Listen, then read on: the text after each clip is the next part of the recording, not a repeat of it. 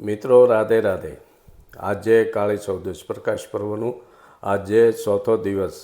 આજે આ કાળી ચૌદશ પૌરાણિક કથા અનુસાર કે ભગવાન કૃષ્ણએ જે નરકાસુર નામનો અસુર હતો તેણે 16,100 કુંવારી કન્યાઓને તેના કેદખાનામાં કેદ કરેલી હતી અને ભગવાન કૃષ્ણએ તેની સાથે યુદ્ધ કરી નરકાસુરનો વધ કરીને એ 16,100 કન્યાઓને એને છોડાવી લઈ એ વિજય મેળવેલો।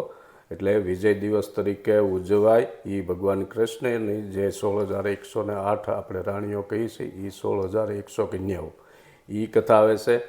બીજી કથા આજે રૂપ ચૌદશી છે કે આજે સવારમાં નાહી ધોઈ સારા કપડાં પહેરી શણગાર કરી અને ભગવાનનું પૂજન કરવાથી આપણામાં રૂપ સૌંદર્યનો વધારો થાય છે। અને ત્રીજી કથા બંગાળમાં આજે મહાકાળી માતાનો જન્મદિવસ તરીકે ઉજવવામાં આવે છે આજે।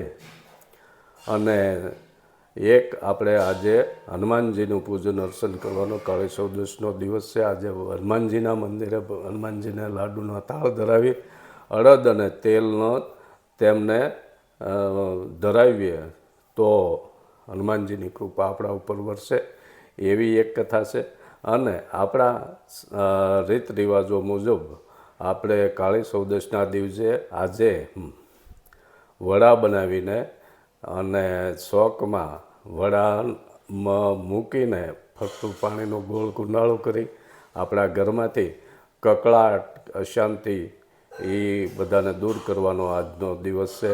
તો આ કાળી ચૌદશ નિમિત્તે આપણા જીવનમાંથી જે કકળાટ હોય આપણા કુટુંબમાં કકળાટ હોય નકારાત્મક વિચારો હોય નકારાત્મક વાતો હોય આપણા જીવનમાં જે કંઈ નકારાત્મક હોય એ આપણા વિચારો આપણો આચાર વિચાર એને દૂર કરીએ અને સકારાત્મક જીવનમાં જીવીએ અને આપણા જીવનમાં આ પ્રકાશ પર્વમાં પ્રકાશ ફેલાય એવું આજના દિવસનો સુંદર મજાનો કાળી ચૌદશ તરીકે ઉજવવામાં આવે છે।